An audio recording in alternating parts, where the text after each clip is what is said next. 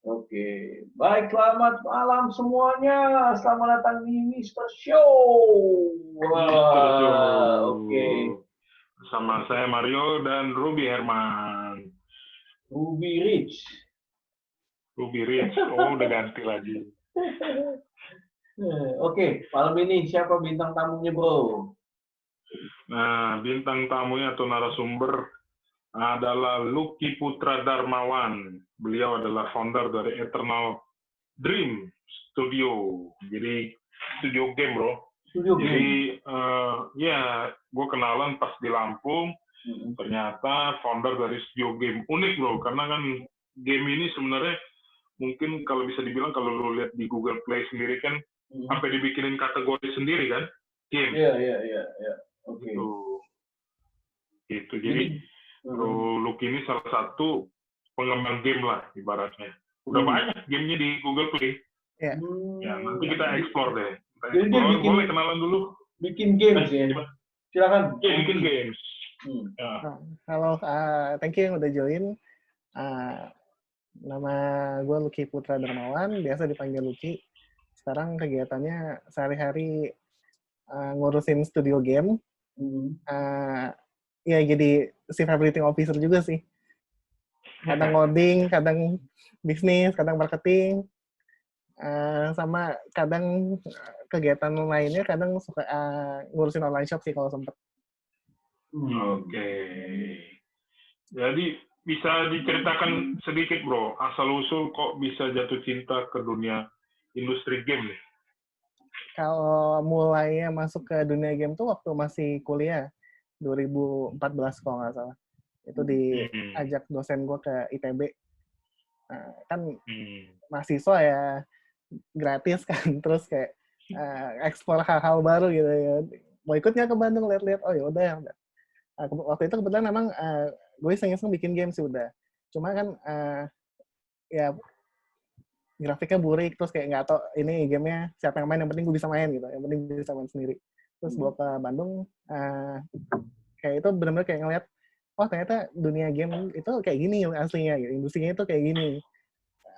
Jadi kayak orang-orangnya fun, terus kayak yang main game pun kayak ngajak orangnya itu dengan semangat, ayo mainin game gue ini, mainnya kayak gini, terus ketawa-tawa, teriak-teriak gitu. Dan gue mikir ini kayaknya dunia gue sih emang. Yang penuh dengan fun, dan gue pengen bikin game yang fun juga, jadi. Memang lu suka main game gitu ya? Iya, kayaknya dari sejak gue bisa ngingat gue main game sih. Udah dari TK apa SD gitu, papa dulu beli Nintendo kalau nggak salah. Main dari Nintendo, bro?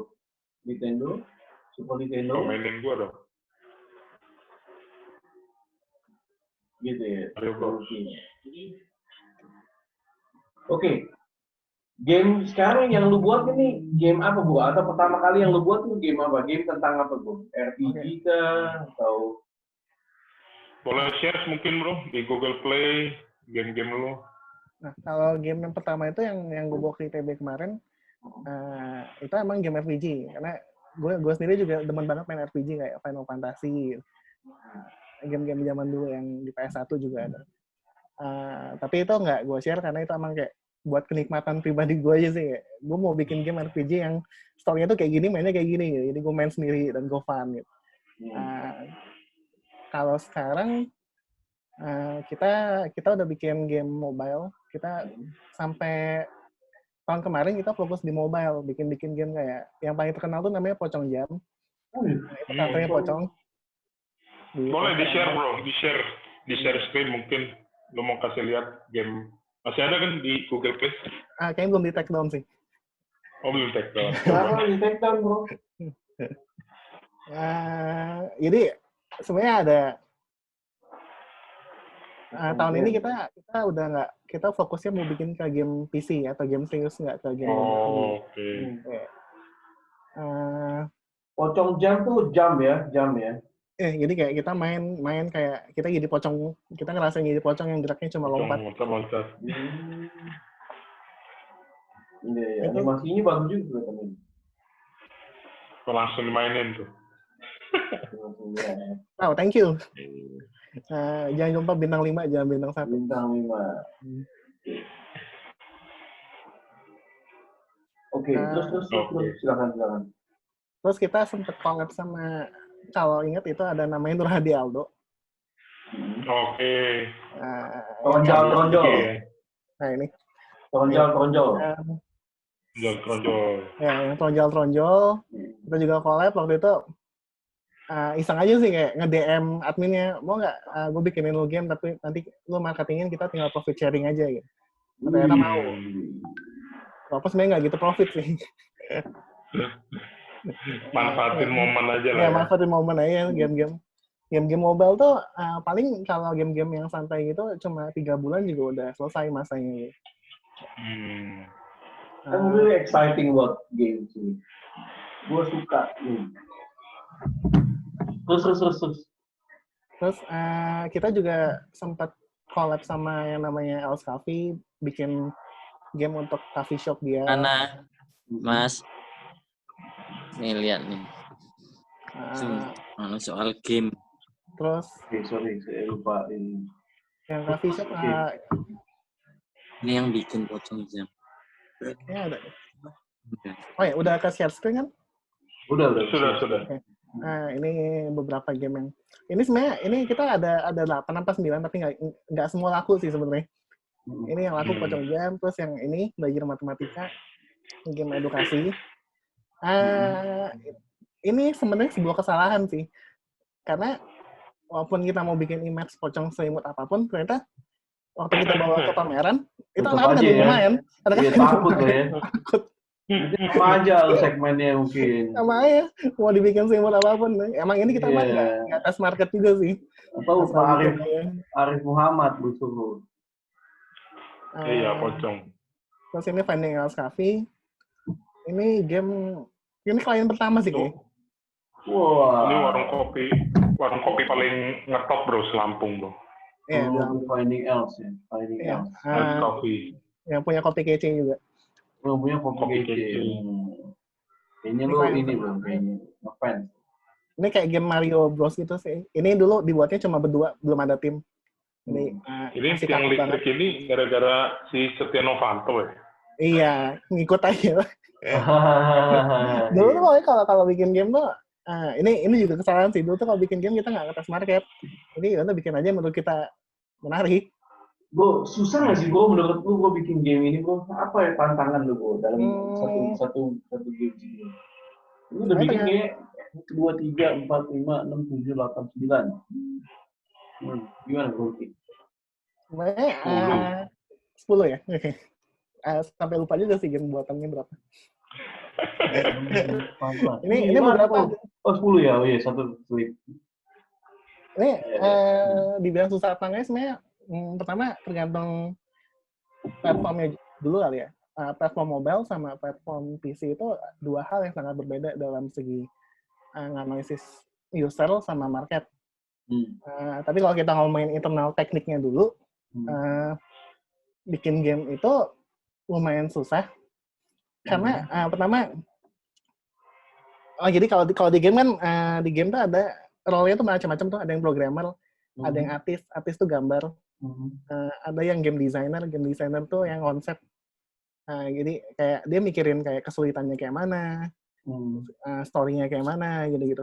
Dan bikin gambar yang bagus tuh susah, bikin programming yang nggak ngeberatin ketika kita main nggak ngelak itu susah. Jadi kayak, terus bikin konsep yang bagus juga susah. Jadi kayak kita ngumpulin elemen-elemen susah untuk jadi sebuah karya seni yang namanya game gitu.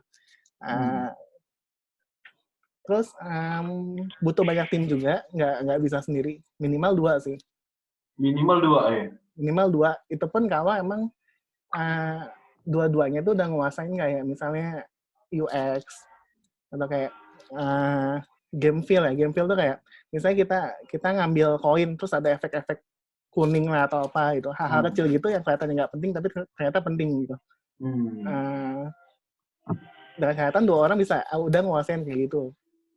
Terus juga kayak kalau dari teknisnya juga mungkin kursus sudah banyak ya, kayak kursus-kursus online cara bikin programming game, tapi kayak gimana cara coding yang real time, yang maksudnya kayak mungkin semua bisa coding, tapi kayak gimana cara kita bikin game yang ketika codingnya ini nggak bikin gamenya berat gitu. Karena kan kita kayak main game kok ngelak sih gitu. Nah itu bisanya kan dari perform teknikalnya gitu. Kalau dari internalnya sih kurang lebih kayak gitu. Dari 10 game yang lu buat nih, paling banyak yang mana Bu yang dimainkan? Yang Pocong jam tadi ya. Berapa bro usernya?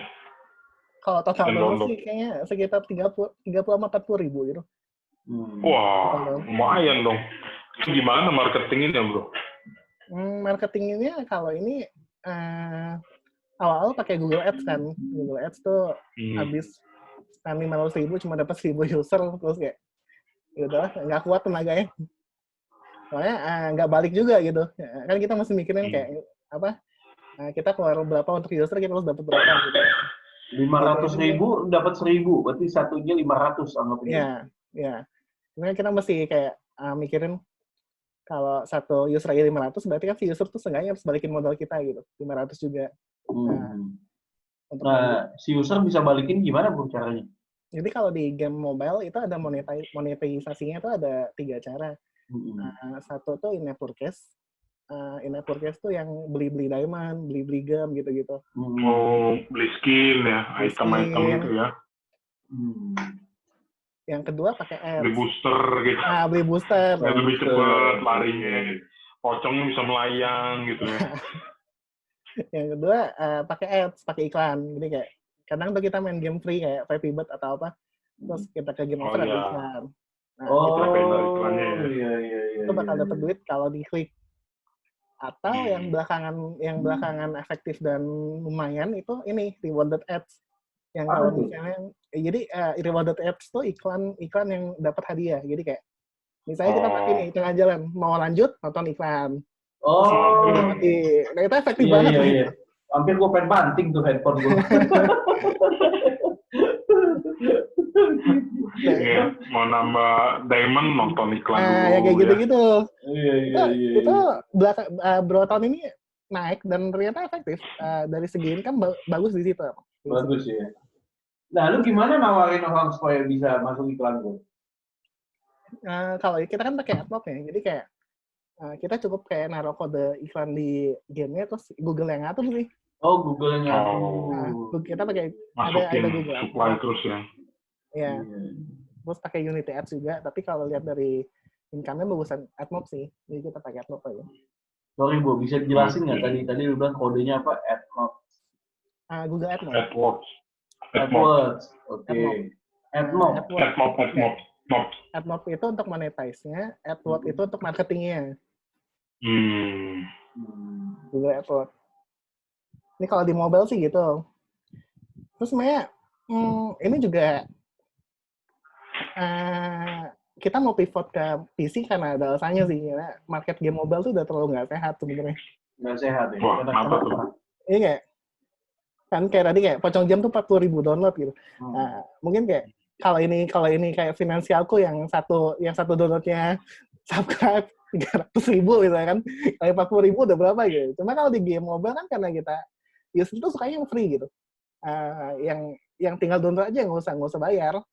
Terus kayak main ya mereka bisa ngeklik kan, bisa nggak kan, bisa beli diamond bisa nggak. Ada yang kayak main Mobile Legends mungkin dikit yang beli diamond gitu. Jadi kayak 40 ribu user itu mungkin konversi ke beli paling cuma 1% paling. Terus kayak ngeklik iklan juga nggak semua gitu. Dan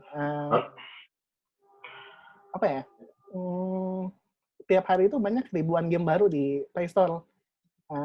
Berputar ya. Game baru ya, Bu ya. Jadi marketnya emang kayak tantangannya iya. Kayak mungkin kayak pada bilang kan market mobile tuh makin gede gitu.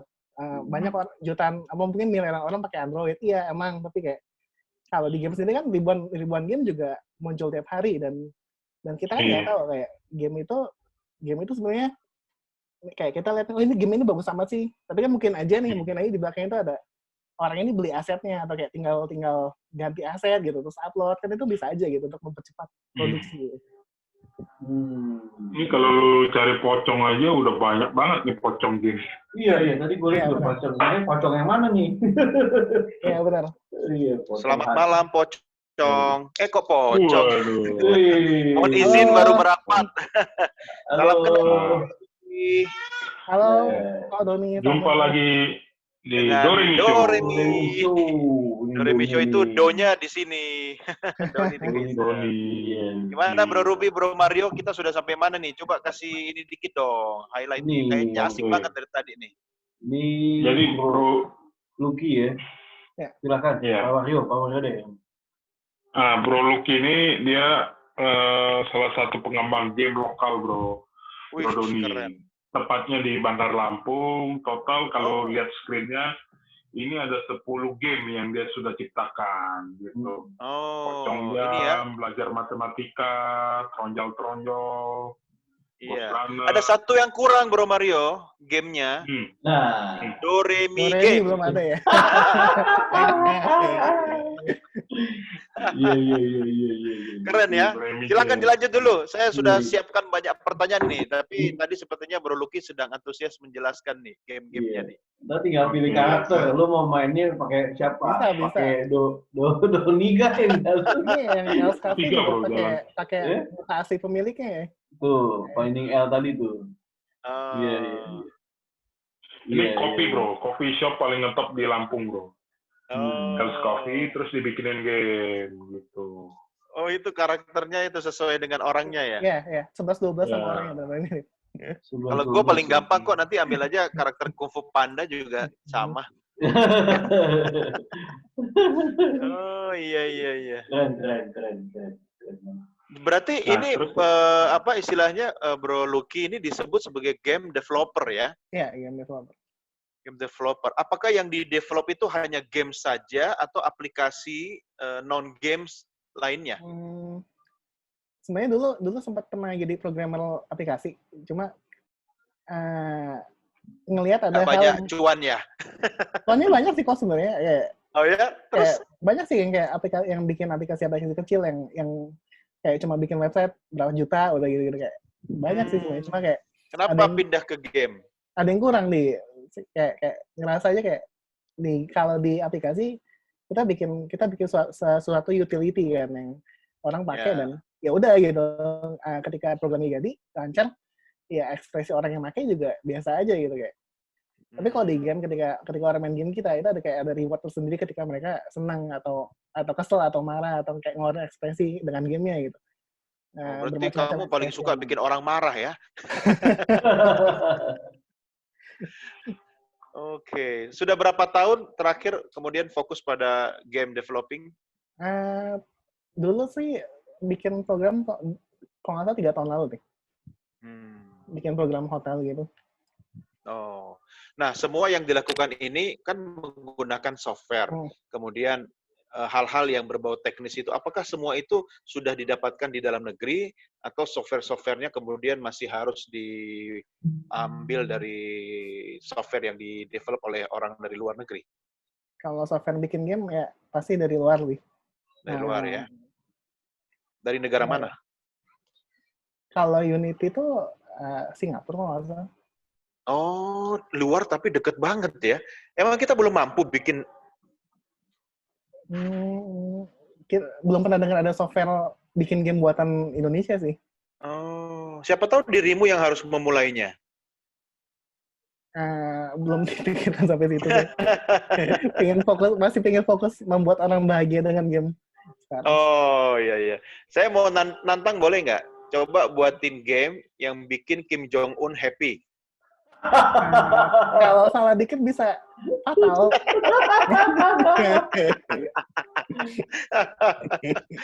By the way, saya lihat di sini ada Pak Sunu Budi Harjo ya, sudah bergabung dengan kita. Selamat malam Pak Sunu ya. Ini senior saya nih, Bro Ruby, Bro Mario. Beliau adalah praktisi di bidang broadcast juga, seorang dosen dan pengajar ya. Oke, ini mah. Halo Pak. Selamat malam, salam kenal Pak. Iya, thank you, Pak Suno. Oke, silakan dilanjut. Bro Ruby ada pertanyaan? Silakan Pak Mario, gue banyak pertanyaannya. Tunggu Pak Mario dulu. Duh, ya udah gue tanya deh. Halo. Oke, Bro Luki. Sinyalnya turun nih. Pak Mario. Itu Oke. gara-gara belum cukur jadi bengong tuh. Iya, Bro Luki. Oke, Bro Ruby ambil alih dulu. Dalam memilih pembuatan game, apa yang memicu? Kayak ini kan tadi ada Finding L, terus tadi yang ada pocong. Dapat inspirasi atau dapat ini dari mana, Bro? Kalau yang Finding Else Cafe kebetulan emang ini hitungannya kan kayak B2B ya, business to business. Ini kayak klien sih kayak yang punya bikinin game yang kayak gini, ya udah kita menurut aja gitu. Berarti by Kalau order yang ya? kayak pocong by order. Pocong tuh murni kayak kita brainstorming aja sih, kayak ngumpul satu tim, terus kayak kita mau bikin sesuatu yang lokal banget, terus tapi gerakan tapi yang gamenya itu belum ada nih di Play Store. Yang mekaniknya belum ada. Terus kita lihat kan berarti kayak dibahas bareng sama tim gitu ya? Iya. Jadi berarti kalau bareng sama pocongnya juga nggak waktu bahas? Kayaknya waktu itu ada, cuma nggak kelihatan. Tapi kayak kesensor. Waduh, ini detail banget. Lu bikin game tentang pocong. Lu nggak ajak pocong bicara baik-baik. Lu kan egois namanya. Ya. Tapi kayak simbiosis mutualisme gitu kan. Jadi dia terkenal, kita juga dapat profit. Loh, emang lu bagi share-nya ke pocong? Tapi bisa gue internasional gini pocongnya. Oh iya. Boleh lah. Pokoknya buat Lucky iyalah. Nah, kalau misalnya bikin game itu makan waktu berapa lama sih? Tergantung kesulitan sih. Yang paling sulit dari semua game yang sudah dibangun? Kita sekarang tuh lagi bikin game terbaru. Itu genrenya visual novel. Jadi itu yang kayak story interaktif, yang kita baca story terus ada pilihan. Misalnya kita jadi cewek terus kayak berantem nih, kita bisa milih mau ngejambak orangnya atau kayak kita nangis doang gitu. Terus tiap pilihan nanti nentuin jalan ceritanya kemana. Kayak Sims ya. Oh, kita bisa nentuin jalan cerita. Tapi kayak ini kayak novel, kita baca novel tapi interaktif. Ada karakter yang cantik atau yang ganteng, terus animasinya banyak gitu-gitu. Ada soundnya. Ini kita bikin dari bulan Desember belum kelar. Karena Desember 2019. Ya. Oke. Kenapa belum kelar? Masalahnya di mana? Masalahnya Coba mungkin Bro Mario bisa memberikan motivasi gitu. Kan Mario yang di TV itu loh, sahabat-sahabat yang super. Jadi kalau kan kebetulan kita tuh tahun kemarin dari bulan September kita masuk Indigo Incubation di Bandung, yang acara inkubasi Indigo, tapi yang ini khusus game. Oh, oke. Jadi 3 bulan kita di sana, terus kayak bener-bener dilurusin sih, kayak bikin game tuh lu mesti ngeliat marketnya juga gitu. Bener-bener detail kayak nggak sekedar tahu nih, oh yang main ini banyak, tapi kayak dianalisis yang kesukaannya apa, ya kayak nentuin user persona gitu sih, user persona. Terus kalau misalnya game ini target umurnya berapa, negaranya mana aja, behavior usernya kayak mana, sampai sedetail itu gitu dikasih tahu. Kayak sekarang kalau bikin game decisionnya emang udah bisnis sih, jadi kayak ke marketnya ada apa enggak, usernya banyak yang mau main apa enggak gitu. Tetap harus berorientasi pasar ya. Kalau bikin tapi nggak ada yang suka juga, ya rugi lah ya. Iya, benar. Atau ada yang menjadi general untuk menggerakin untuk download juga, pengaruh juga ya. Iya. Lucky ya. Iya. Doremi game bisa juga dia. Bisa juga. Itu ada properti, ya kan, motivasi bisa masuk ya bro, sama kuliner, sama finansial ya bro ya. Iya. Ini bisa digas semua nih bro ya. Bisa dihajar semua kok, satu game isi macam-macam. Iya, bisa digas semua nih. Jadi waktu jadi orang itu bangun, dia pilih mau makan bakmi. Tapi ternyata nggak ada duit, terus dia pinjam kerjaan, iya kan? Dia beli properti. Belajar public speaking. Iya. Jadi gamenya itu ngumpulin poin berdasarkan aset kan, nanti asetnya bisa properti, bagaimana dia kemudian mendapatkan properti dengan menggunakan peluru untuk public speaking-nya gitu kan. Iya. By the way, satu game itu dari mulai konsep ya, ide, kemudian di develop sampai jadi dirilis itu berapa biayanya? Nah, yang ini bisa dibocorin nih. Yang game terbaru, jadi yang visual novel tadi, itu kita bikin namanya Menggapai Matahari judulnya. Wow. Jadi kayak ceritanya tuh kayak Panas dong. panas ya. Iya kayak kita ceritanya tuh kayak kita jadi anak perempuan, karakternya anak perempuan, terus kita karakternya tuh kayak insecure atau pemalu, terus dibully. Jadi kayak intinya tuh kayak kita mau deliver cerita yang anak-anak yang dibully pun bisa berkembang gitu nantinya.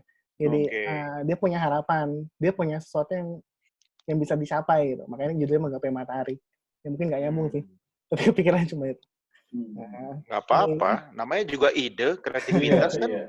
Batasnya ya langit. Nah itu berapa habisnya? Balik lagi itu sulit. Lalu dia dulu. Iya, hitungannya gini kalau yang Menggapai Matahari itu kita hire story writer, satu chapter story itu hitungnya 300.000. 300.000. Satu chapter. Rupiah, US? Rupiah. Yang jelas dong. Iya. Jadi kalau misalnya kita mau invest bikin game ya kan, sampai game itu jadi itu butuh modal berapa? Di breakdown dulu nih, saya juga. Ya kisaran lah dari pengalaman lu selama. Pocong jam tuh. Ya, pocong jamnya mungkin sekitar 20-an. 20-an. 20 juta, 20 miliar, 20 triliun. 20 juta. 20 juta. Kolaborasi lah. Rupiah. Ya Pak Dunia bisa kolaborasi lah inilah ya. Iya, kolaborasi nih. Doremi Game ya kan? Iya, Doremi Game. Bahkan Doremi Labs. Iya. Lama-lama Bro Ruby nggak ada yang mau jadi narsum kita nih, ditodong mulu. Oke, Bro Lucky, saya mau tanya nih. Tingkat kesulitan dalam mendevelop game itu di sektor apa sih? Sorry, bahasanya kan saya kurang paham. Misalnya mungkin dari sisi pemrogramannya kah, desainnya kah, atau penentuan karakter atau apa kira-kira? Nah, jadi kayak kalau itu kayak kita bagi kayak faktor internal tuh yang hal-hal yang berkaitan dengan teknikal ya, kayak programming, kayak desain, itu juga susah sih. Yang bagi internalnya juga programmer tuh harus mikir gimana bukan cuma gamenya jalan, tapi apakah performanya maksimal gitu. Kayak ketika orang main game, ini nggak ngelak. Harus mikirin kayak pengalaman user ketika main game kita, apakah device-nya walaupun RAM-nya cuma 1 GB itu bisa jalan. Terus kayak yang art juga, kalau art itu kan karena imajinasi ya, dan nggak ada standar bener salahnya. Jadi yang gambar tuh harus terus explore, nyari kayak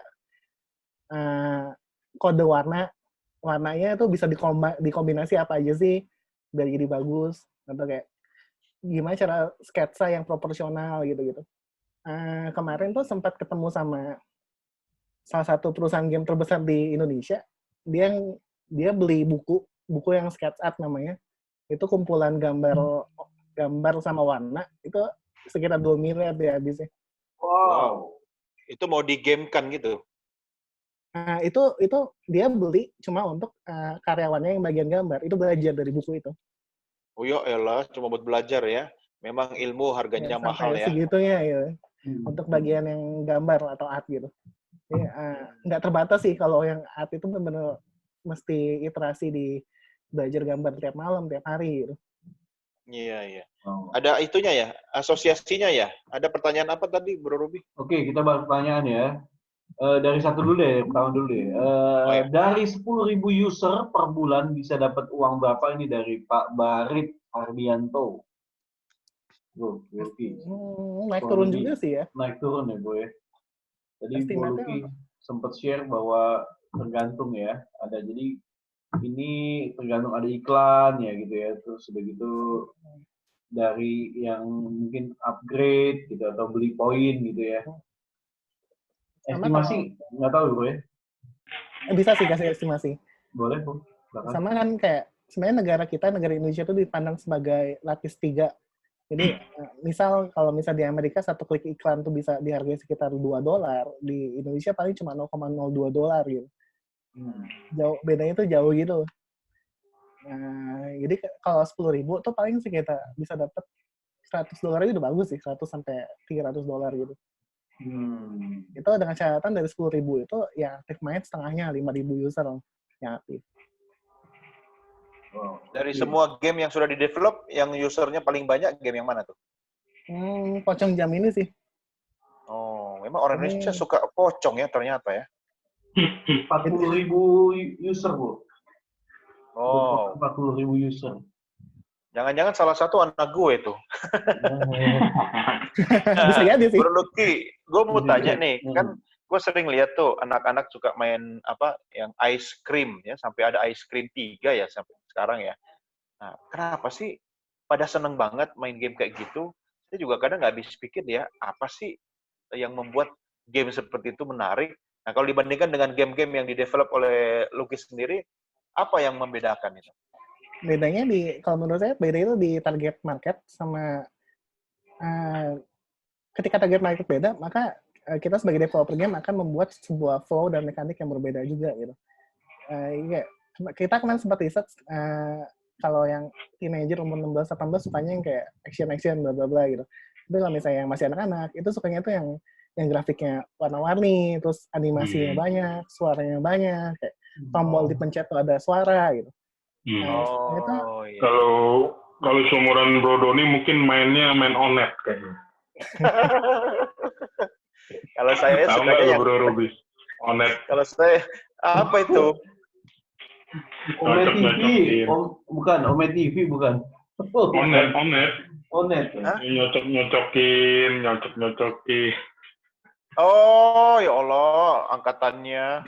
Enggak, kalau gua yang penting mencet tombol apapun ada bunyinya gitu loh. Lucu kan? Oh. Kalau balik lagi sih kayak balik lagi ke developernya juga kayak kenapa orang bisa asik banget main berarti game design atau mekaniknya itu halus banget biar orang bikin orang betah gitu. Karena kalau di game mobile, oh iya, lanjut. Delay tadi. Sinyalnya ambiar, Bro. Pakai apa, Pak? Hah? Pakai Portel. Oh. Emang kenapa nanya-nanya? Enggak apa-apa. Nggak ada pengalaman buruk Bapak satu ini. Iya. Saya pakai IndiHome. Oh, IndiHome. Nah. Itu favoritnya Pak Lucky itu. Oh iya, cinta banget saya. Ya, kalau gitu sering-sering nonton Berita 1 lah. Channel 115. Enggak, udah saya cabut kemarin. Ya, cabut. Waduh. Pakai First Media dong, gimana? Oh iya, kalau First Media channel 1. First Media Berita 1, channel 1, First Media. Nyalain TV pasti muncul.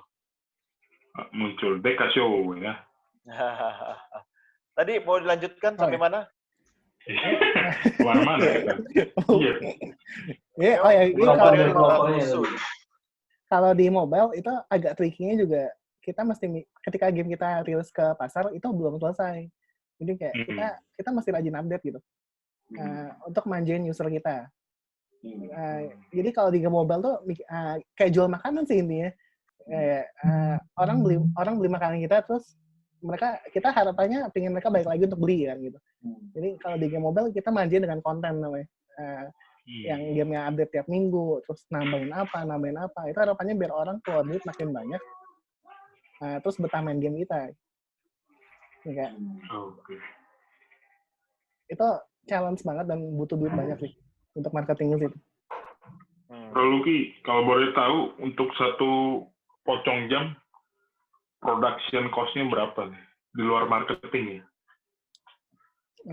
Kalau ini kemarin tadi di estimate sih sekitar 20 jutaan ini. 20 jutaan. Bro Lucky, ini masih sharing properti. Masih sharing screen nggak? Kalau nggak kita ini masih sharing screen? Enggak sih, udah. Oh enggak ya, oke. Kita ini ya balik ke gini lagi. Jadi biar kelihatan Bro Lucky-nya dong. Masa pocong? Iya dong. Pocongnya lebih gede. Soalnya ini di Oke, terus untuk pengembangan gamenya kan kemarin sempat denger ini kan casual game ya. Bro Lucky udah mau pivot juga jadi kayak game apa nih Bro Lucky? Boleh di-share nggak? Jadi ya, based dari pengalaman game mobile tadi juga yang sebenarnya walaupun pas main banyak tapi lebih challenging, kita mau pivot ke game PC. Game-game PC yang konsol, game-game serius gitu sih, yang orang beli. Masih banyak yang main? Masih. Oh, kirain gara-gara ada HP, konsol, terus PC udah mulai ditinggalkan. Ini kalau gamer tuh kayak ada spesifikasinya gitu sih. Kayak game mobile tuh mungkin yang sekedar gamer doang. Mobile tuh kayak cuma tantangannya lebih berat lagi mungkin. Ternyata ketika kita analisis, itu marketnya lebih mature di PC, di Steam. Sorry. Konsol itu yang kayak apa sih? Apa yang kayak mesin dingdong gitu ya? Konsol itu konsol nggak? PS sih. Oh iya.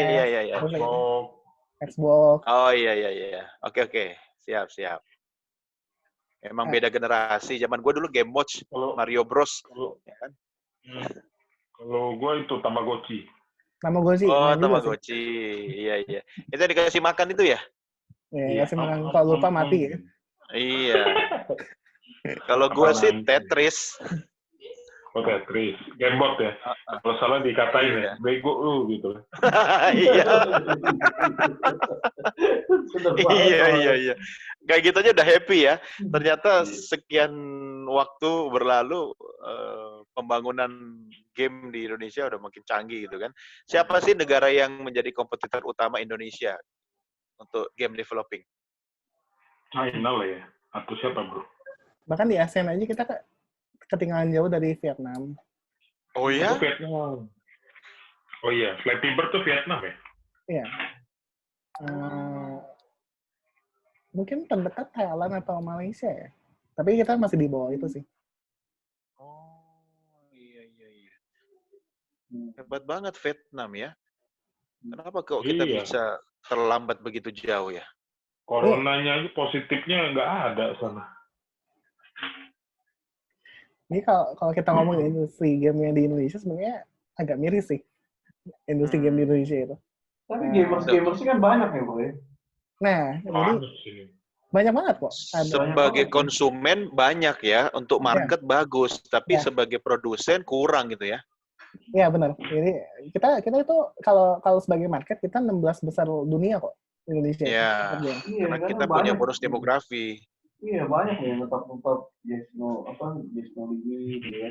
Apalagi berarti itu salah satu penyebabnya Bro Lucky terjun sebagai game developer karena pasarnya masih luas tapi developernya masih terbatas gitu. Awalnya ya. Cuma semakin kesini tuh kayak market Indonesia tuh benar gimana ya? Game Indonesia tuh lebih laku di luar daripada di Indonesia sendiri. Oh.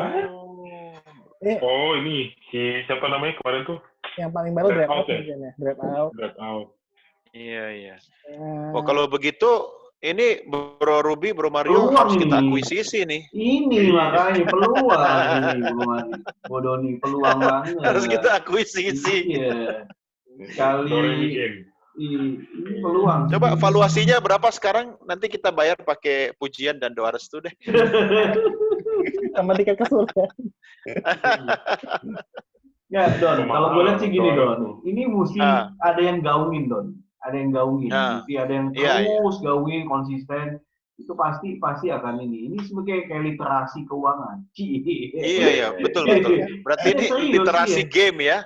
Ini literasi game gitu yang mesti digaungin, ya kan akhirnya gitu. Ini kan sebenarnya kan ini kan realita market itu tergantung berapa banyak yang gaunginnya gitu.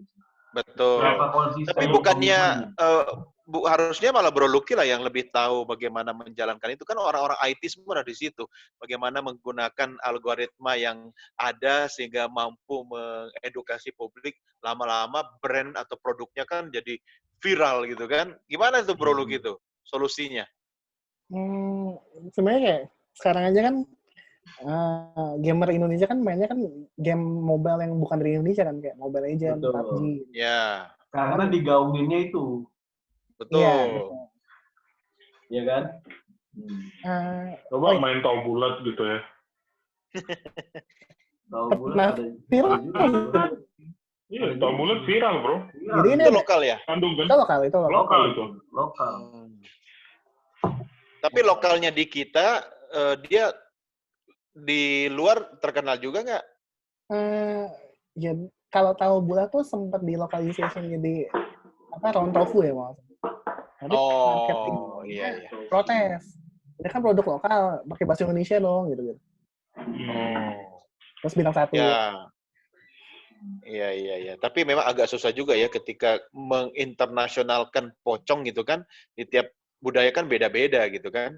Nah, jadi kemarin tuh dapat sedikit masukan juga sih kayak kalau misalnya kita kan orang Indonesia takut pocong karena punya relate gitu ya kayak tahu kisahnya tuh gimana, tahu ngerinya gimana. Tapi kalau orang luar kan nggak tahu pocong tuh ya apa ini hantu kok dibungkus gitu. Kemarin tuh emangnya lontong gitu kan. Iya. Salah satu triknya itu kita ngubah karakter desainnya itu jadi kayak lebih global. Mungkin kayak ditambah lebih mirip zombie atau lebih ada kayak tapi tetap namanya pocong. Ya, tapi desainnya diubah. Dan itu ternyata valid marketnya.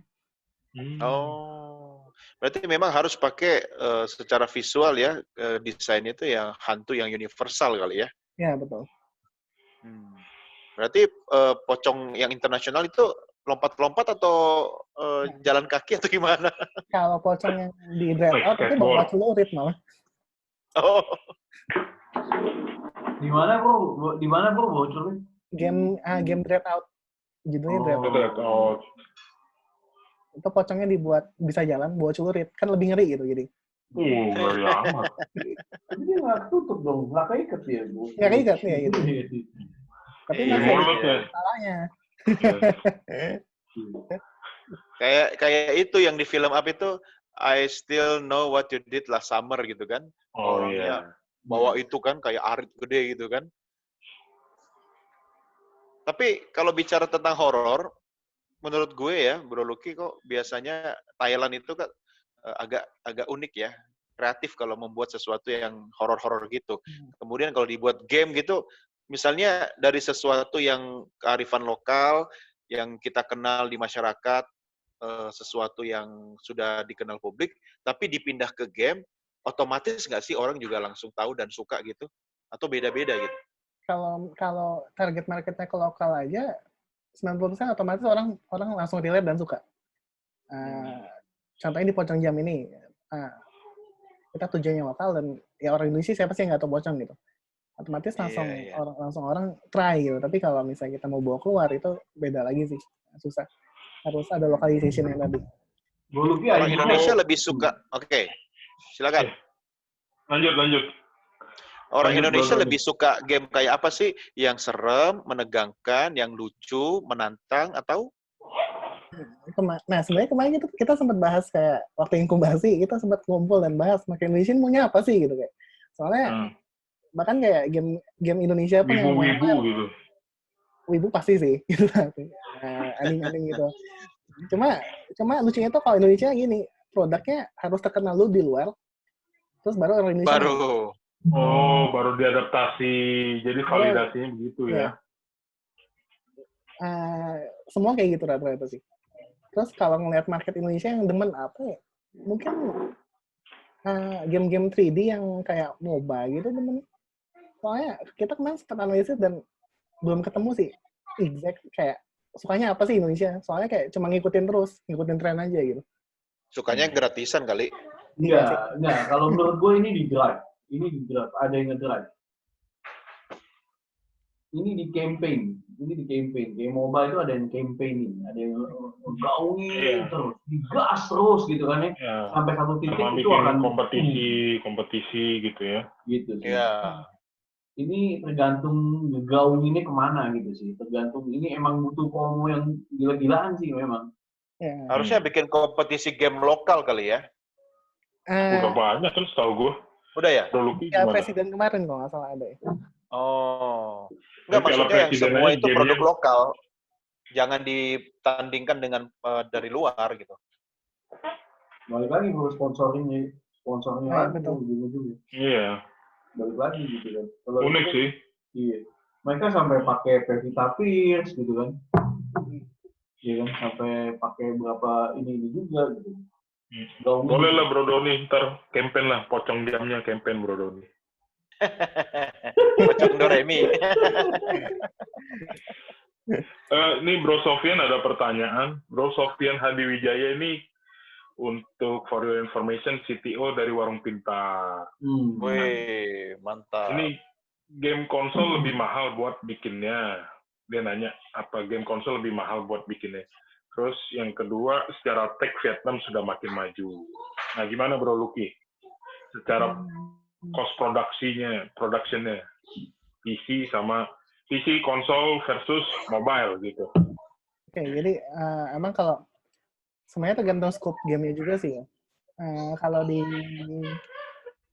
konsol tuh, kalau di Steam dulu kita ngomong, di PC tuh marketnya macam-macam. Ada yang fanbase-nya tuh dia sukanya game-game pixel. Grafiknya masih yang kayak PS1. Terus yang scope-nya kecil, itu juga ada. Market di Steam tuh lebih unik, punya fanbase-nya gitu. Maksudnya gini, kayak orang mungkin suka main game-game kayak Mario tuh yang lompat-lompat. Dan itu kita bikin yang kayak gitu dengan budget minimal, dengan tim kita sendiri, itu bisa aja sold gitu di Steam. Soalnya tergantung scope emang kalau soal budget. Tergantung gede kecilnya. Oke. Cuma kalau untuk size yang sama, scope yang sama, lebih mahal eksekusi di mobile atau di PC atau di konsol? Di PC memang. Makanya kalau kita mau game PC, itu lebih enak kalau kita offer ke publisher. Oh, mereka yang mikirin lah ya. Mereka mikirin marketnya kemana, sama kadang developer fund, dana gitu. Gue baru sih. Jadi kalau lu mungkin masih inget ya, kayak Hideo Kojima itu kan Konami kan, publishernya kan. Terus dia bikin Metal Gear Solid terus tuh di Konami kan. Tahu-tahu dia keluar bikin sendiri tuh Death Stranding kayak kemarin. Itu yang bikin beda di dunia game tuh itu ya berarti ya. Ada publisher, terus ada sih namanya? Production-nya itu beda ya berarti. Persis kayak buku ya berarti ya. Ada penerbit, ada yang bikin tulisannya gitu ya. Apalagi kalau game PC itu publisher lebih banyak peminatnya ke game PC daripada ke game mobile. Jadi kalau funding bisa ketolong di situ sih, di publisher. Bukannya lebih gampang atau lebih simple kalau di mobile ya? Maksudnya kalau PC itu kan dia susah dibawa kemana-mana ya? Jadi kalau di PC itu kita bisa porting ke PS, ke konsol, atau ke Switch yang sekarang lagi viral. Oke. Dan kalau kita dapat publisher, itu kan masukin, jadi kan kalau kita mau developing ke PS5 misalnya, kan kita mesti punya developer tool PS5 tuh, dan itu nggak bisa masuk Indonesia. Developer kit PS4, Nintendo Switch, itu nggak bisa, itu kalau nggak salah belum bisa masuk Indonesia. Kenapa nggak bisa masuk? Kok ketahan di bea cukai kalau nggak salah kemarin ada ini. Besok saya perintahkan itu dicek ya, biar nanti bisa masuk ya. Tolong saya perintahkan aja, nggak tahu mau perintahin siapa. Bro Lucky dulu latar belakang pendidikannya apa di bidang game atau IT atau apa? IT general. Nggak pernah sekolah tentang perpocongan gitu juga nggak? Jadi anak indigo ini. Di mana dulu ambil IT-nya? Di Lampung juga, Pak. Kampus Lampung. Oke. Memang passion-nya di bidang itu ya, senengnya ya dari dulu ya. Di game. Nggak ada minat untuk jadi di bidang properti gitu. Sebenarnya ke public speaker. Atau jadi YouTuber gitu. Atau di bidang finansial. Selain ya properti pengen belajar sih sebenarnya. Main game nih. Bro Robi udah langsung download gamenya tuh. Ada iklan. Diklik dong, biar dapat duit. Tapi nggak boleh sengaja. Nggak boleh sengaja. Saya sambil membaca Bro Lucky nih. Jadi ini Bro Lucky ini fungsi otak kirinya lebih dominan. ya kan? Kemudian dia lebih suka di bidang IT. Jadi memang kalau diajak ngobrol, dia lebih pinter kalau depan komputer nih daripada diajak ngobrol ya. Coba kasih waktu, tantang dia untuk membuat sesuatu, apakah game, apakah aplikasi, pasti jadi, ya kan? Asal jangan diganggu, jangan diajak ngobrol. Tapi sekarang Boleh mulai tahu beralih nggak? sih. Kenapa? Mulai beralih ke belajar bisnis ya. Nggak Nah, harus, iya harus. Nah, kalau mau belajar bisnisnya, harus belajar gaya otak kanan juga, bro. Sionya apa? Saya mau tanya, sionya. Wah, udah kayak Suhuyo. Sio. Tahu nggak? Sio anjing. Oh, si anjing, ya. Oke. Zodiaknya apa? Aduh, apa ya? Juni itu apa sih Gemini ya? Tergantung tanggal berapa. Awal, tengah, akhir. Awal. Nggak pernah nonton Planet Remaja ini berarti. Nggak pernah baca majalah itu loh. Apa dulu yang langganan majalah ya? Iya, ada zodiak-zodiak. Oke. Main gini kayak worm loh, kayak main worm yang loncat-loncat juga itu worm itu loh. Berarti cocok nih umurnya sama Bro Ruby itu Pocongja. Masuk sih targetnya umur segini. Tapi kalau game itu kan tidak harus untuk kalangan anak-anak saja kan? Ya. Artinya kalau misalnya Bro Lucky menciptakan sebuah game, dia untuk segala lapisan umur atau memang dikhususkan untuk umur tertentu? Kalau yang game-game pocong jam tuh general sih sebenarnya, semua orang bisa main kan, karena gamenya santai, kayak game Candy Crush gitu. Game-game santai itu bisa semua umur. Tapi kalau yang game-game PC atau konsol itu biasa udah umur tertentu targetnya emang. Tapi pernah survei nggak sih bahwa game yang sudah di-develop itu ternyata lebih banyak pasarnya untuk anak muda atau orang yang lebih dewasa?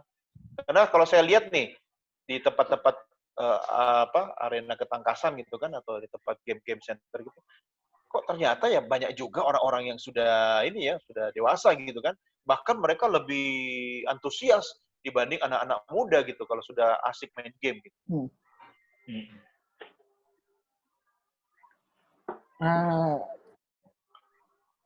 Tergantung kita ngedelivernya sih ya.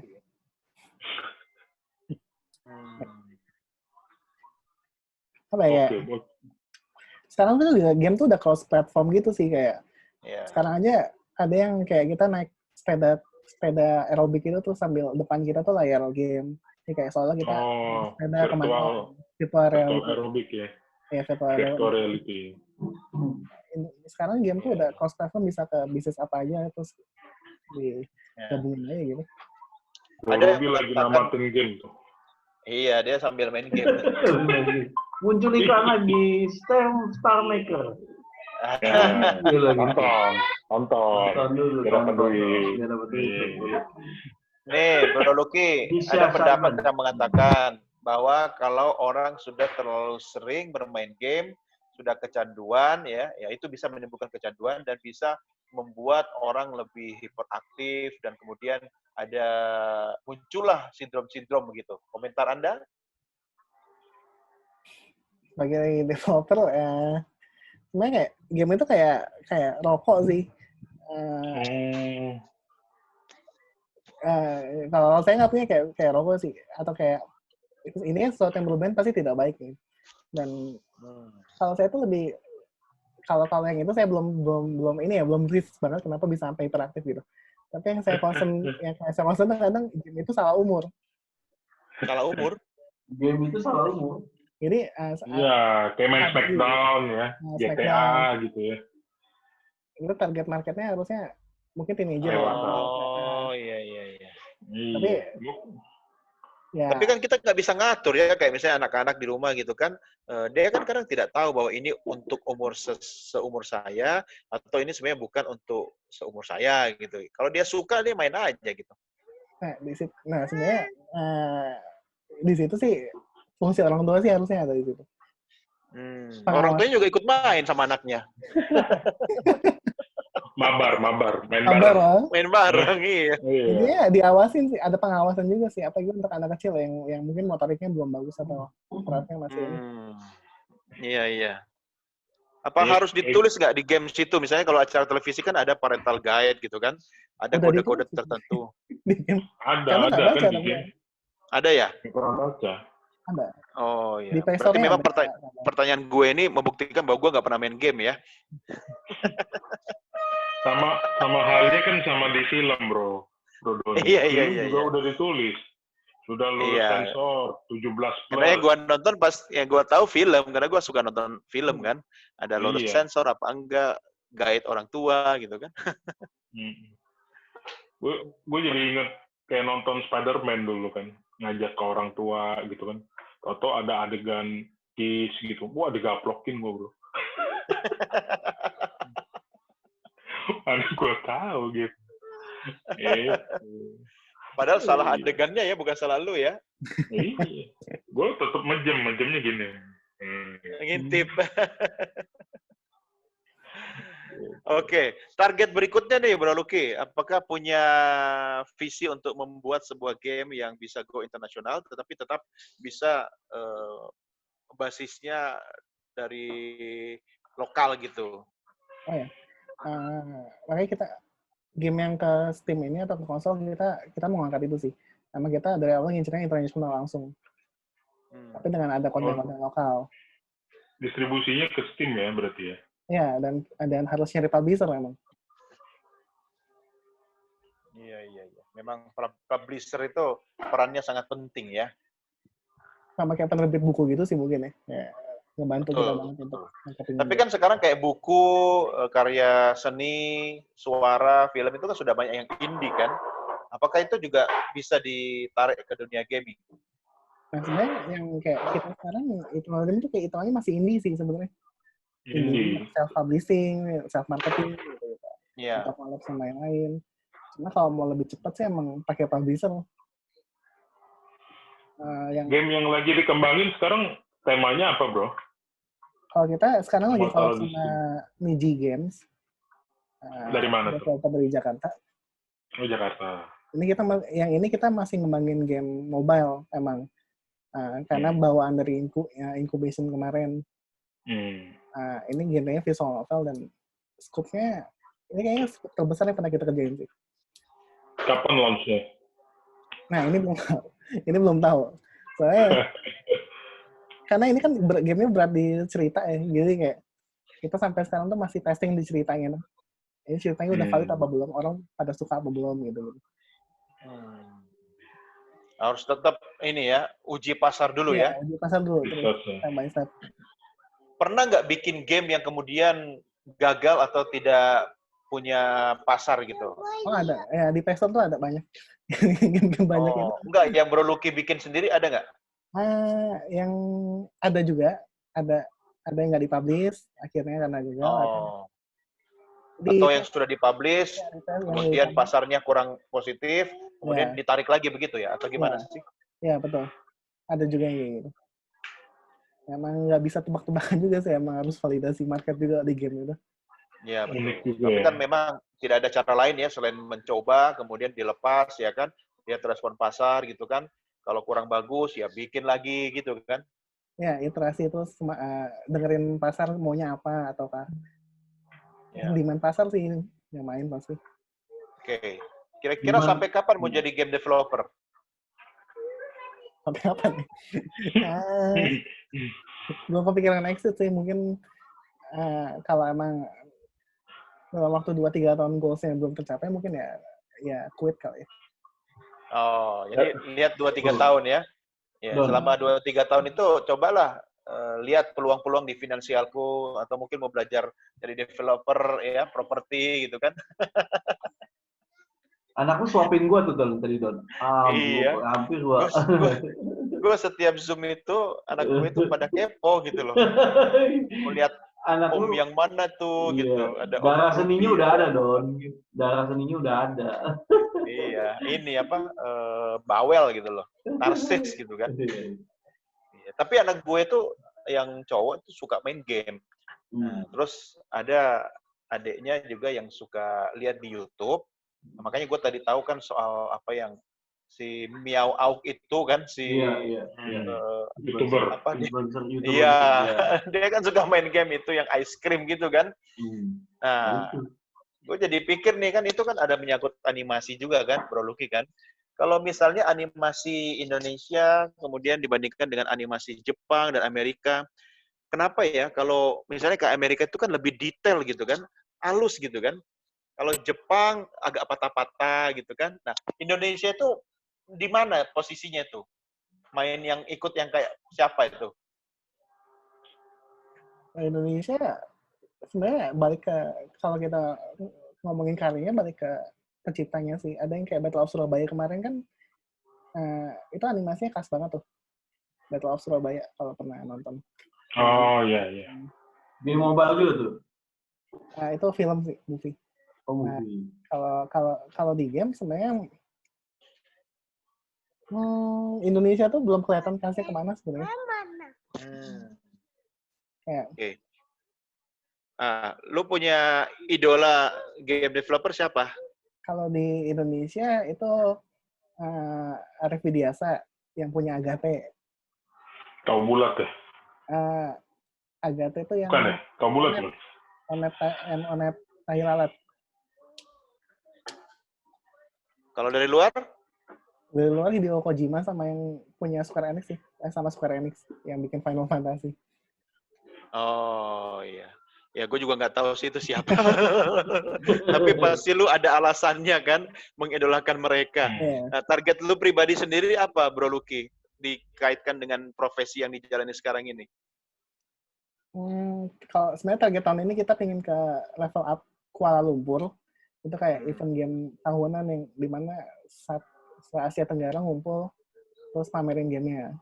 Dan stage 50 terbaik doang. Gue ada kenalan di sana tuh, namanya Upin sama Ipin. Nanti coba deh cari deh.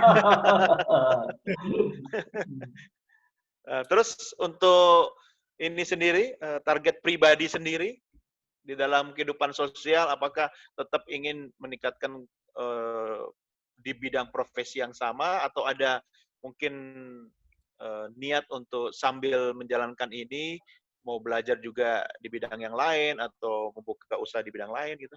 Oh iya sih. Karena kan kata Warren Buffett sendiri kan, income nggak boleh dari satu keranjang. Betul. Kan? Jangan sarok di satu keranjang. Kalau sekarang, selain game developer, buka all shop juga. Ada all shop juga. Apa tuh? Jual custom casing gitu. Di Tokped gitu ya? Di Instagram. Apa namanya? Instagram. Harganya nggak bisa bersaing kalau di Tokped. Kita jual yang high quality gitu. Namanya apa? Iya, kalau di Tokped data lu udah menyebar kemana-mana dong itu ya? Iya. Pokoknya masih connect lagi. Apa namanya, Bro? Di komen nih, eternal.custom.id Instagram. Selain ini juga ngajar sih. Ngajar apa? Ngajar di kampus. Oh, di IT? Ya, di IT. Oh iya, nggak mungkin di Fakultas Hukum kan? Pengennya ekonomi sih, lebih bening-bening soalnya. Oh iya. Ya, bagusnya sih ngajar di bidang stand up comedy sama Bro Mario. Oke, silakan Bro Mario. Ada pertanyaan yang hanya boleh ditanyakan oleh Bro Mario? Mana bang? Gue tanya deh. Bro, memang ini kalau gue lihat memang tantangan ini sebagai developer game ini balik lagi sih ke ini antara idealisme sama marketing dengan marketing. Balik lagi sih itu sih. Yeah. Ini mirip kayak musisi kan. Musisi ada idealisnya kayak apa, tapi pasarnya pengennya kayak apa gitu. Itu serba salah. Ketika idealis ada kepuasan ya, setelah idealis kan kayak lu kan mungkin ada kepuasan ya. Tapi market tuh pengennya yang apa itu dan cepat berubah lagi market. Kalau menurut gue, kalau mau idealis kaya aja dulu. Gitu ya. Gitu. Kalau sekarang udah ngebung filosofi sih, yang penting kayak ini game harus profit gitu. Iya. Iya dong, harus gitu. Gitu kalau lu udah banyak profit ya, artinya lu bisa membuat idealisme, aduh sayang sebentar, saya panggil lagi live ini. Lucu dia tuh. Iya, Lu iya, kan iya. sampai blank kan. Kalau lu sudah profit, ya kan, lu malah bisa ini bro, membuat idealismemu itu bisa bermanfaat bagi orang banyak gitu kan. Contohnya nih, si Hotman Paris gitu kan, dia emang pengacara mahal, ya. Dia kan mengutip dari taipan-taipan itu kan gede, dan dia memang yang nangani kasus-kasus besar kan. Tapi dia gunakan semua itu untuk membantu masyarakat kecil gitu kan. Artinya kalau misalnya Bro Lucky punya idealisme, boleh dong nanti kalau misalnya idealisme itu juga digunakan untuk misalnya membantu anak-anak Indonesia yang ingin mengikuti jejak sebagai game developer gitu kan, atau mungkin mau bikin sekolah game untuk rakyat gitu kan. Kebayang nggak sih kira-kira ilmunya tuh bisa digulirkan kepada anak-anak muda gitu? Ya, ngajar. Nah, kita dukunglah dengan doa. Ya. Amin. Amin. Ya, tapi emang ideologi udah nggak ada lagi sih kayak. Kalau udah kaya ya baru bisa ngomongin ideologi. Betul. Yang penting ya mas sekarang fokusnya udah profit. Iya, idealisme nggak apa-apa, tapi lu harus kaya, ya. Bener. Karena idealisme saja tidak cukup gitu kan. Betul. Bahan bakarnya mana? Nah, kan? betul. Kalau kita idealis nggak punya bahan bakar ya kita cuma hanya di tataran wacana dong, hanya bisa update status doang kan. Benar. Itu pendapat pribadi, tapi kan kita sangat mendukung teman-teman dalam negeri bisa berkarya kan. Kalau film kan ada ininya nih Bro Lucky, ada panggung misalnya kalau dalam negeri Festival Film Indonesia, kalau di luar negeri ada Festival Film Cannes gitu kan. Nah, kalau misalnya untuk game developer sendiri yang sangat bergengsi itu di luar apa itu ajangnya? Kalau di luar tuh ada namanya Game Developer Conference. Itu kayak ajang seluruh developer game ngumpul. Setiap tahun atau setiap apa? Tiap tahun, tiap Maret. Harusnya Maret tahun ini, tapi diundur kayaknya. Iya, semua pasti undur lah gara-gara COVID ya. Nah, terus itu untuk bisa sampai ke sana harus apa syaratnya? Salah satunya game kita harus terkenal di global dan baik mainin di global. Oh, lu udah bisa dong kan pocong lu udah global. Scope-nya nggak ngejual untuk global. Jadi kalau di global pun, kalau di global emang para investor atau publisher itu fokusnya ke game PC atau konsol. Global itu nggak dilirik malah.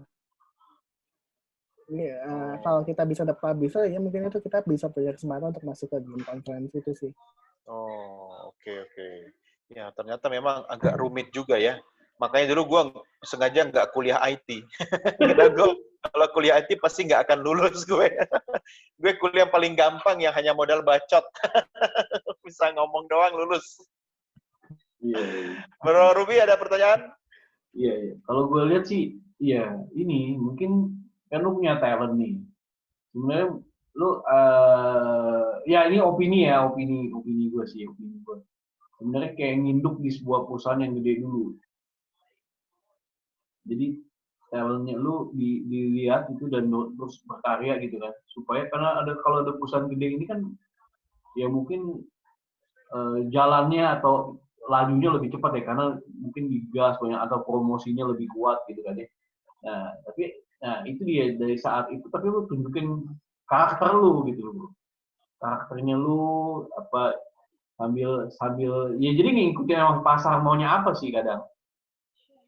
Tapi lu dikenal dulu, nah baru tuh nanti. Karena ini kan ya lu bicara soal biaya kehidupan juga kan bro, betul ya bro? Iya betul. Ya kan.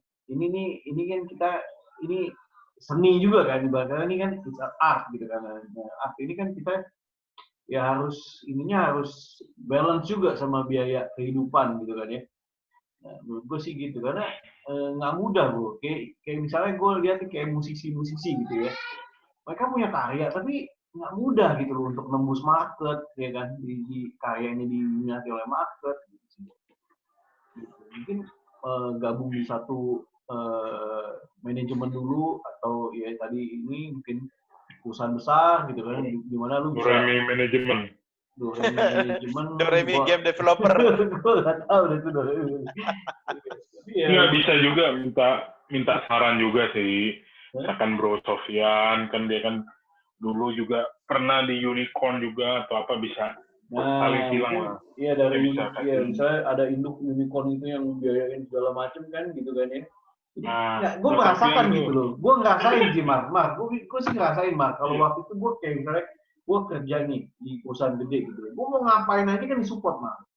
Ya kan dibiayain semua ini gitu kan. Jadi ide-idenya bisa keluarin semua Mar. Iya. Enggak juga. Ini Mar, maksudnya gini, sebelum melangkah. Malah lu yang rame, Lukinya bingung.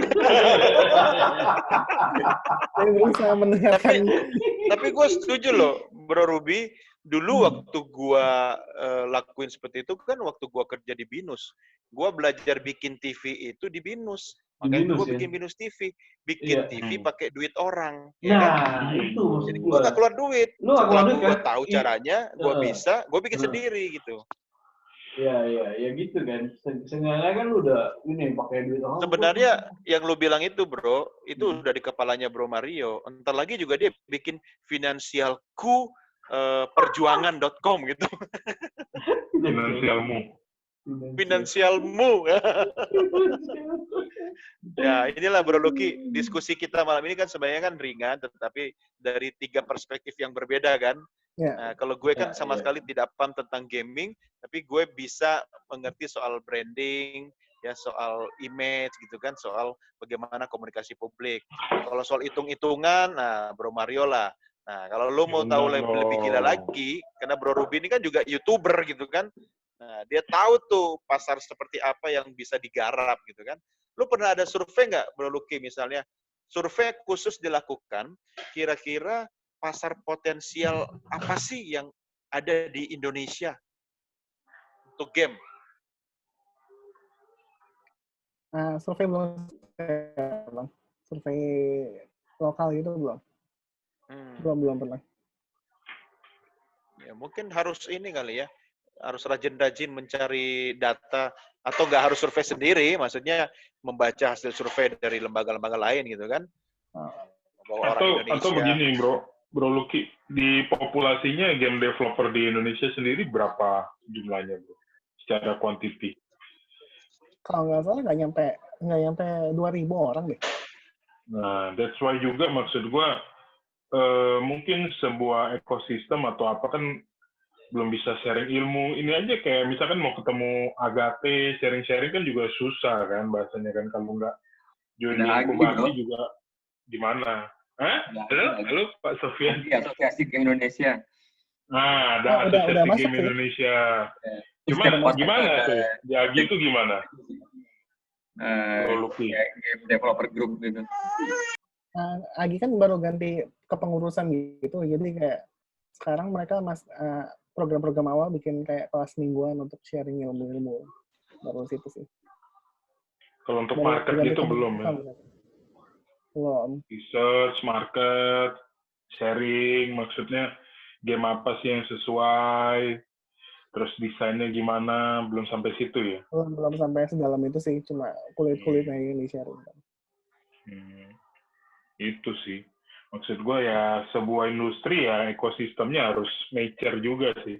Mature maksudnya keinginan buat buka diri terus share juga kan ke orang lain, karena kalau namanya industri cuma 1, 2, 3 pemain yang unggul, kuenya kan terlalu besar kan untuk dimakan 3 orang itu aja gitu. Ya.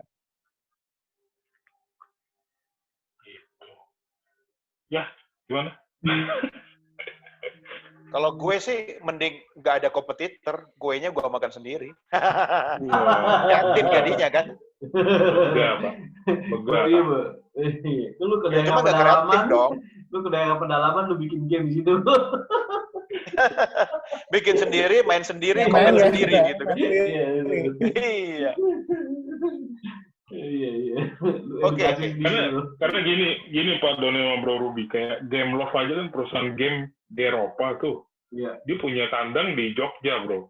Wow. Dan surprisingly, lu tahu nggak UMR Jogja tuh berapa? Gue tahu, 1,7-an. Iya.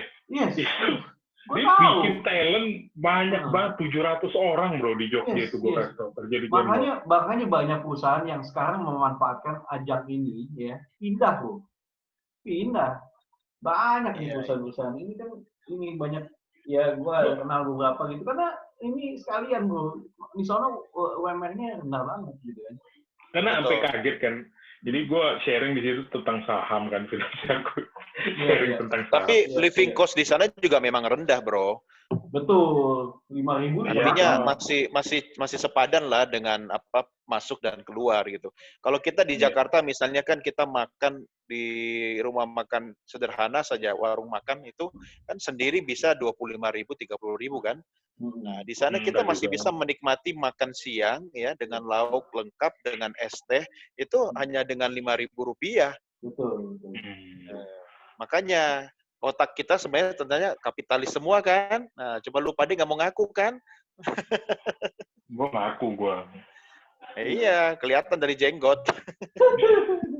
Bro Lucky, kira-kira ada ini nggak rencana hijrah ke Jakarta gitu untuk lebih mengkonsentrasikan pengembangan bisnis di Jakarta karena kan banyak investor itu di Jakarta environment di bisnis Jakarta juga mungkin lebih mendukung gitu.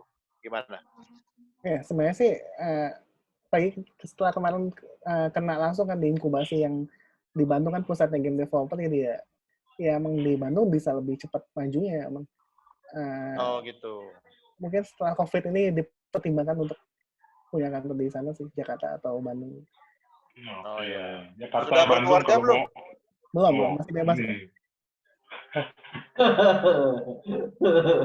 Doni mau ini lagi. Enggak lantas malah jadi ini ceramah rumah tangga. Nanti kalau mau ngantor silakan di finansialku nanti. Saya sediain meja. Jadi finansialku space. Loh, kan sudah ganti finansialmu. Oh iya. CEO Mario Agustian Lasut. Atau finansialnya. Finansialnya. Gue berani ngomong gini, bro, karena nggak ada yang gabung di sini nama mumpuni. Tapi ini bisa ngecek, Bu. Oh iya ya, nanti diedit ya. Oke, ya maafkanlah kegilaan kami, Bro Lucky gitu kan. Tapi saya dapat insight malam ini banyak ya. Saya dapat sesuatu karena ini sesuatu yang beda banget dengan bidang gue gitu kan. Nah, pertanyaan selanjutnya, lu sendiri yakin nggak sih akan bertahan di dunia game developing ini sementara nanti masa depan kita sebenarnya kan ini dunianya industri kreatif. Nah, berarti kan lu harus punya faktor pembeda yang bisa membuat lu tetap bisa eksis di dunia ini. Sebenarnya kalau sekarang tanya kita atau enggak, kalau ngeliat dari industrinya di Indonesia yang masih belum mature aja ya, masih 50-50 sebenarnya. Apakah 5 tahun ke depan? 50-50 atau call a friend? Call a friend boleh, atau SD audience juga boleh. Sebenarnya gimana ya, kayak udah mau ngomong apa gitu? Gak apa-apa. Ya udah call a friend aja. Kita akan coba ini kan. Bahkan kayak kita aja nggak tahu nih kayak 5 tahun lagi apakah Indonesia full jadi market ataukah masih ada developernya gitu. Ya cuma ada satu cara untuk mengetahuinya, kita jalani aja. Iya. Bro Mario, silakan pertanyaan pamungkas mungkin mau ditanyakan. Masalahnya bro, kehidupan itu nggak bisa dari ngandelin main gamenya ini gitu kan, atau develop gamenya ini kan balik lagi kan membiayai kehidupan atau enggak? Itu kan tantangannya. Ya, sebenarnya itu jawabannya udah bisa diketahui sih, kan gue udah sering kasih tahu.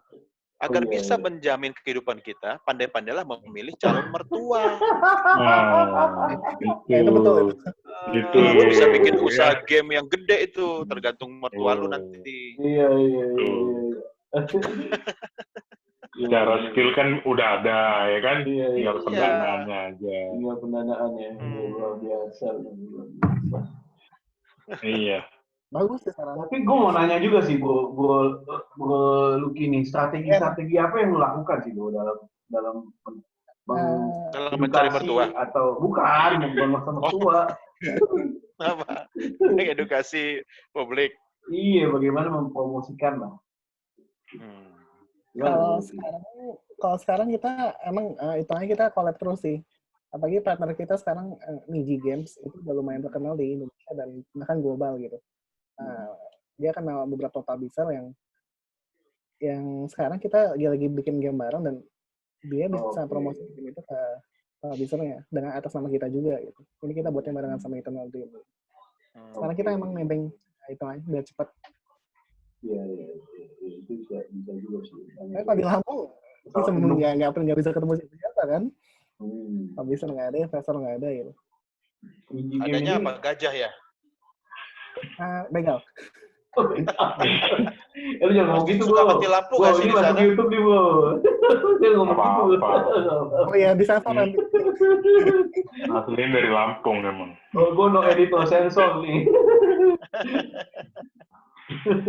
Ya jadi sebenarnya ya maksudnya apalagi lagi pandemi ini kan kalau nggak nonton kayak video on demand, nonton drakor ya main game kan. Gitu kan sebenarnya. Jadi peluang juga jadi industri game untuk tahu sejauh mana market di Indonesia siap kan, Bro Lucky. Soalnya WFH tapi tetap main game kan. Iya benar. Ini bahkan total download pocong jam naik sih. Yang download yang naik. Cuman itu Lucky. Harus bikin game COVID-20 dong. Kan membawa hikmah. 16 aja belum kelar ya. Terus pada visioner. Visinya udah ke depan gitu kan.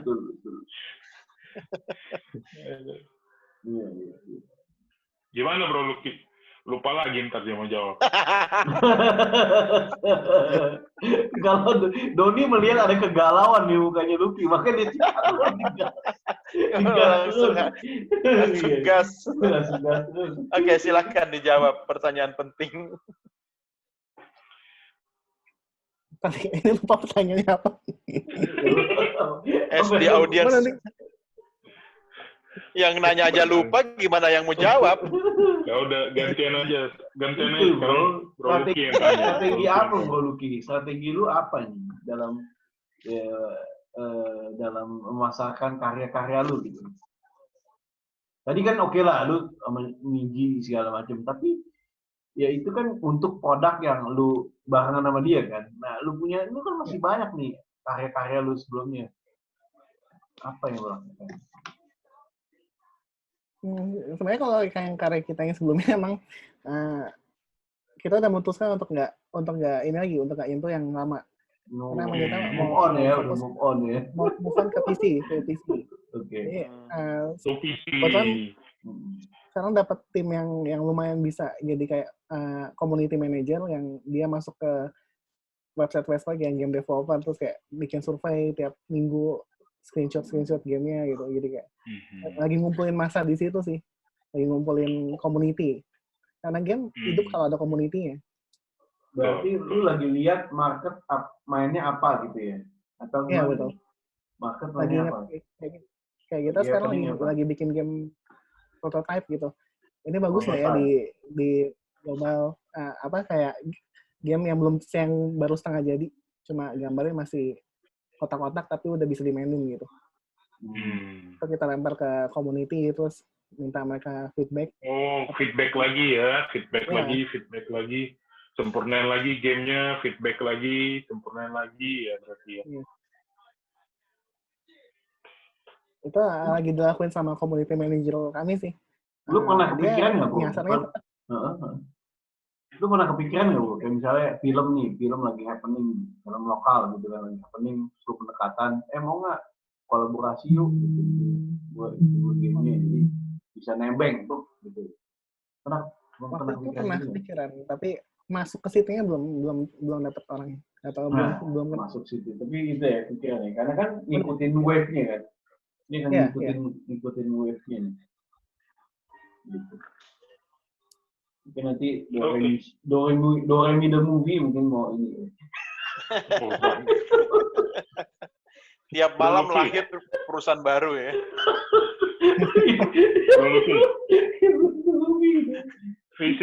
Visi hidup lu ke depannya gimana nih? Berat sekali pertanyaan ini. Udah pamungkas nih. Lepas game. Sebelum sinyal gua ambiar lagi, Bro. Udah main pamungkas aja. Nanti boleh tambahin lagi. Apa nih, Bro? Terlepas di game, Bro. Apa beli sahamnya Telkom sebanyak-banyaknya? Kalau invest kan udah emang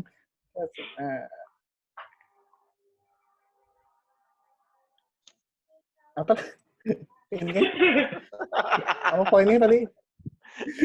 Lu mau Telkom gue langsung ngeblank gue. Visi besar. Visi besar. Bukan di game-nya tapi kayak di real life-nya gitu. Pribadi. Iya. Yang pasti punya kalau uang paling yang pasti punya kayak 50 kali lipat expense kayak kan 50 kali lipat expense. Banyak yang investasi. 50 kali. Ya, banyak investasi terus belajar ilmu baru, upgrade skill, baca buku tiap minggu. Ya, sekarang sih fokus ke upgrade diri, belajar hal baru di selain game. Kayak jualan online kan itu ilmu baru yang kayak gimana cara masarin. Oke. Sip. Gue mau ada pertanyaan baru lah. Gimana pendapat lu tentang properti, bro? Kalau lu dengan properti apa yang lu bayangin? Ini menarik sih, karena kan baca dari Robert Kiyosaki juga kan, dan dia bahas properti dan sebenarnya pengen nyoba emang. Tapi kalau di Lampung belum nemu yang sebenarnya kan susah tuh nyari-nyari yang berkualitas. Mungkin kalau di Jakarta udah datang ke seminar Korubi sih. Cuma satu kunci dari semua pertanyaan itu, lu cari mertua aja dulu. Nanti semua jawabannya akan ketahuan. Nah, itu aja. Lu kalau udah ketemu mertua yang cocok, ya, lu mau bicara properti, lu bicara investasi, apa, udah aman lah. Mertua juga akan selektif, bro. Mertua juga akan selektif. Menawarin kelas dulu, kelas properti gua. Kita barter aja sama kelas game deh.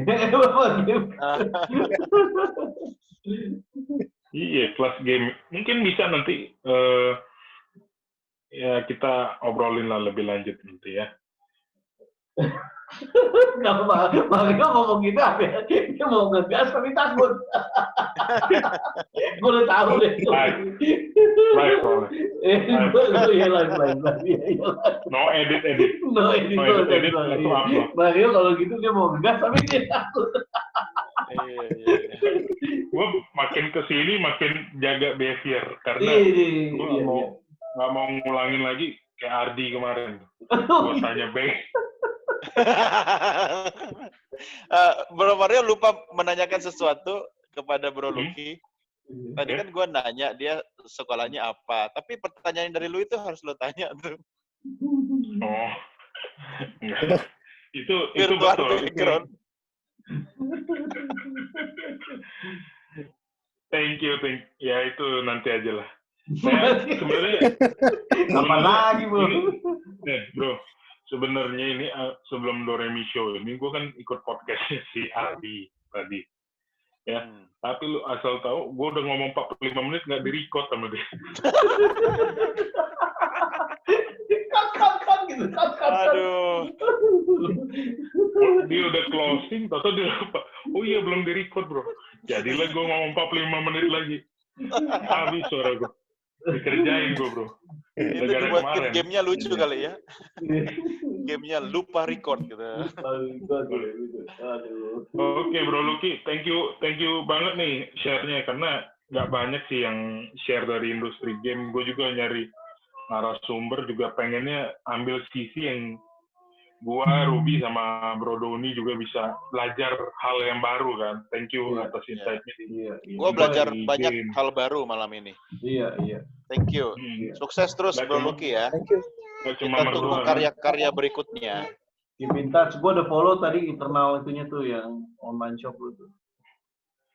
Eternal Dream. Dia juga ini dia Eternal Case ya. Ada juga ya jualan. Iya, tadi Eternal Case tuh. Gitu. Brandnya dia. Nanti untuk game PC-nya masih bobo pocong nggak? Ya, emang marketnya udah full keluar sih di desain yang cocok di global. Kalau bisa mikirin Indo. IG private lo apa bro? Lucky. Kenapa?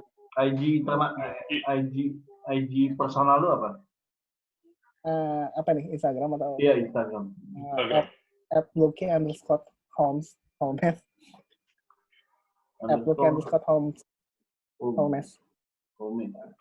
Kita gua kasih lu ini, Bro.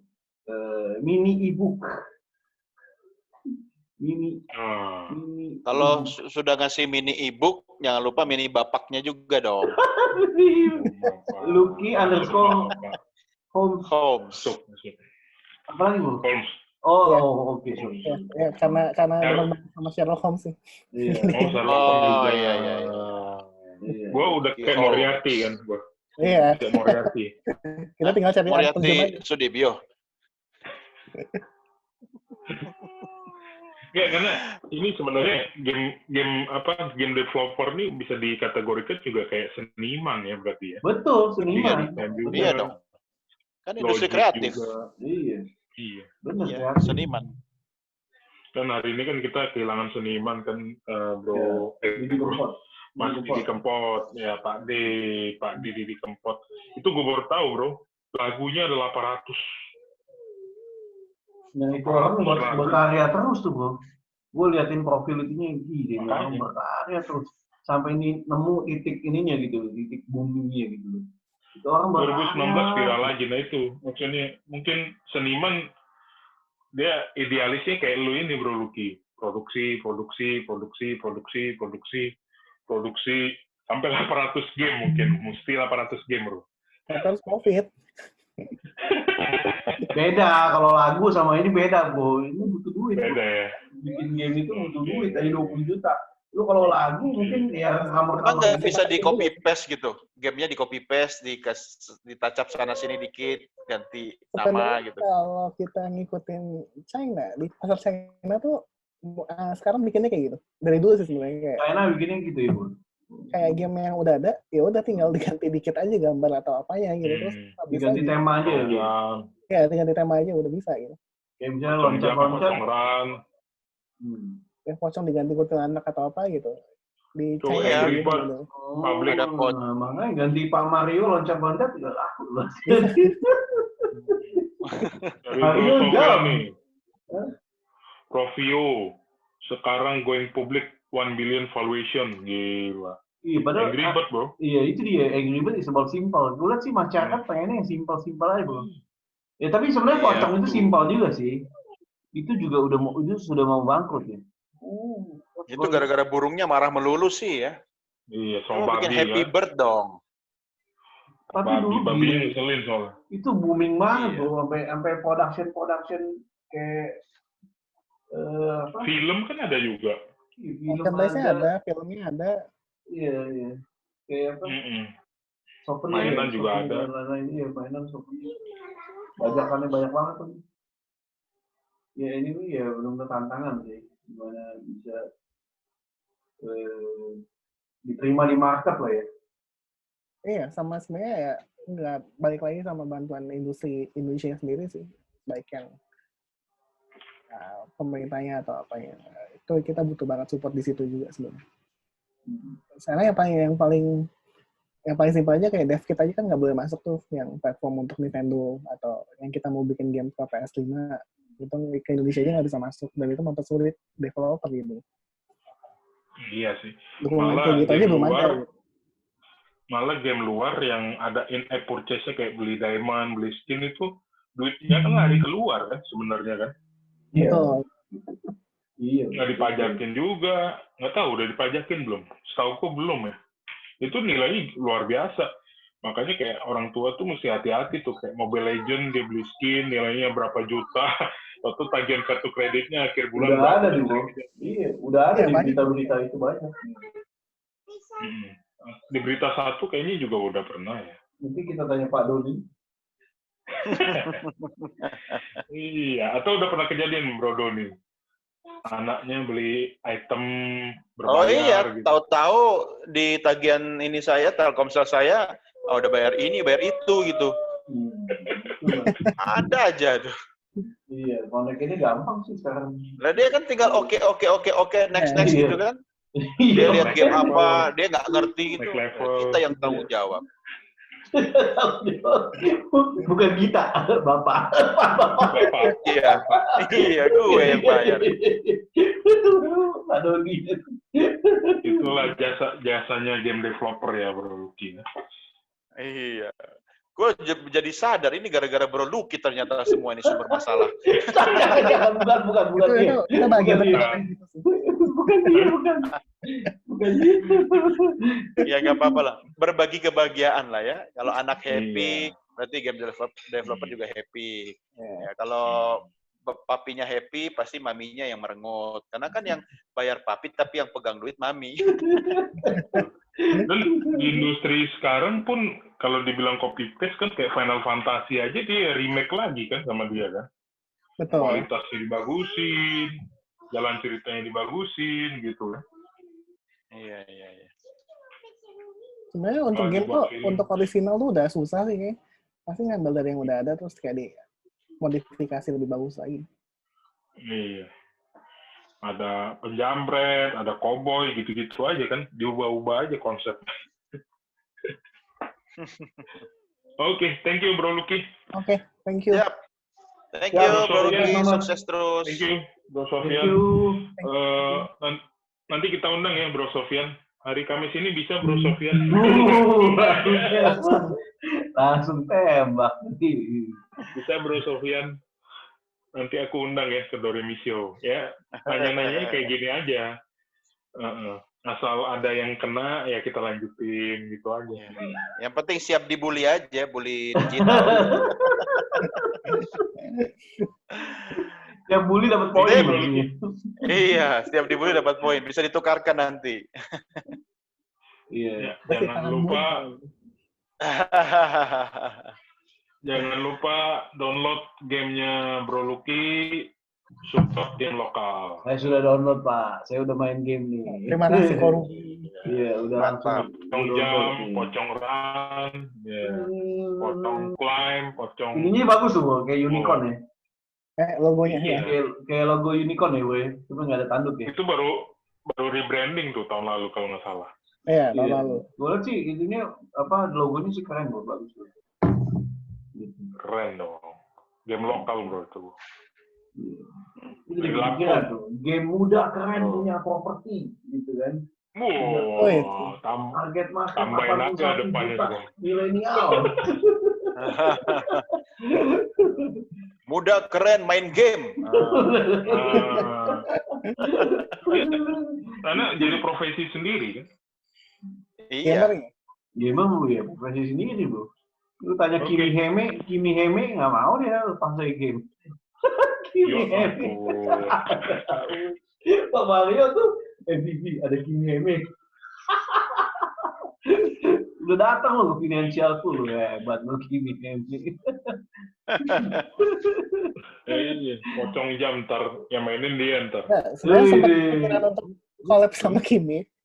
Lu anak collab lo, hah? Finansialku udah tuh. Hah? Emang udah? Nggak tahu gua. Hah? Lu kan mereka tahu gua, ini Kimi Heme nih ada di finansialku. Kolaborat. Nanti. Kalau gua malah mau datangin itu Mario Ozawa. Mario Ozawa, bukan Maria Ozawa. Mario apa Maria ya? Maria. Oh. Oke. Thank you Bro Lucky. Thank you sekali lagi. Terima kasih. Selamat malam Bro Lucky. Jangan lupa boleh untuk ya kalau Bro Lucky lagi kosong jam 9 ya kan bisa brainwash, brainstorming. Brainwash. FBI apa-apa. Ini kan di brainwash. Iya. Ya ke arah lebih baik lah. Brainwash ke arah lebih baik. Ya, oke. Sekali lagi terima kasih teman-teman yang sudah ikutan. Ini 35 nih, bro. Tenang kan ada di YouTube ya. Iya. Ini Komunikasi Academy nggak ada yang masuk nih. Udah tidur bro. Lagi nyiapin sahur. Iya, sahur Mario. Oke. Bulan puasa turun nih kita viewersnya ya. Tadi Pak Sunu udah gabung loh itu. Iya, itu satu ya. Kemudian. Nggak Oke apa-apa. lah kalau begitu. Oke. Sukses selalu buat Bro Lucky ya. Thank you Bro Lucky, stay safe. Thank you, Boki. Sip. Nanti Buat kita semua juga keep in teman-teman, touch. terima kasih. Ya, inilah akhir jumpa kita malam ini di Doremi Show. Ada saya Donny the Geyser. Ada saya Ruby di rumah aja. Oke. Saya Yang ini nggak usah deh, terakhir. Super Mario Bros. Ya, kan game. Ah, Game. thank you. Boki, thank you. Dadah. Bye-bye.